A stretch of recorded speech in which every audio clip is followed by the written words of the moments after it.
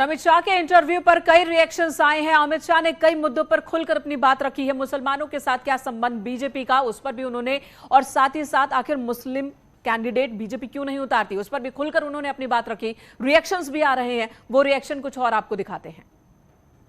देश के गृह मंत्री काफ़ी ज़हीन आदमी हैं और अगर उन्होंने ये बयान दिया है तो निश्चित तौर पर कुछ उन्होंने उसके बारे में सोचा होगा।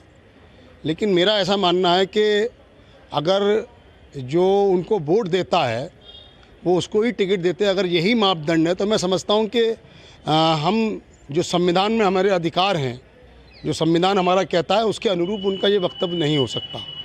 दूसरी बात, मैं समझता हूँ कि पिछले इलेक्शन में 2019 के इलेक्शन में लोकसभा के में खुद भारतीय जनता पार्टी के शीर्ष नेताओं का ये बयान था कि मुस्लिम समाज का वोट हमें प्राप्त हुआ है।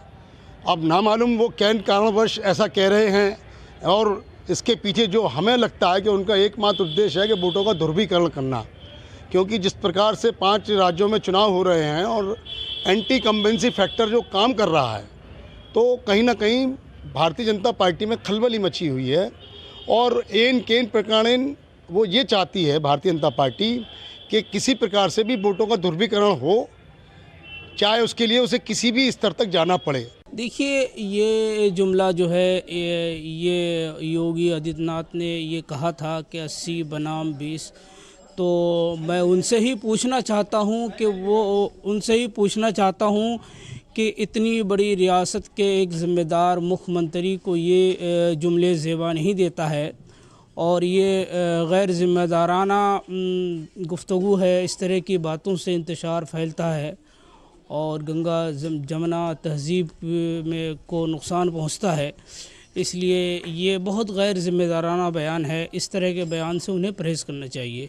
देखिए, हिजाब के लिए तो हमारे यहाँ शरीयत में ये हुक्म है कि औरतों को कलाई और चेहरा छोड़ के पूरा जिस्म ढकना औरतों के लिए फ़र्ज़ है और मर्दों के लिए सिर्फ अपने सतर को ही ढकना ज़रूरी है, उनके लिए फ़र्ज़ नहीं है।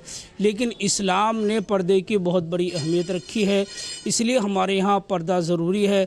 अगर कोई नकाब ओढ़ कर कॉलेज जाती है लड़कियाँ तो उन्हें न रोका जाए, बल्कि ये मुद्दा बनाया जाता है और ये ही मुद्दा यूपी के इलेक्शन में ख़ास करके फ़िरका परस्त पार्टी बीजेपी वगैरह फैला रही है ताकि उन्हें वोट बैंक का फ़ायदा पहुँचे।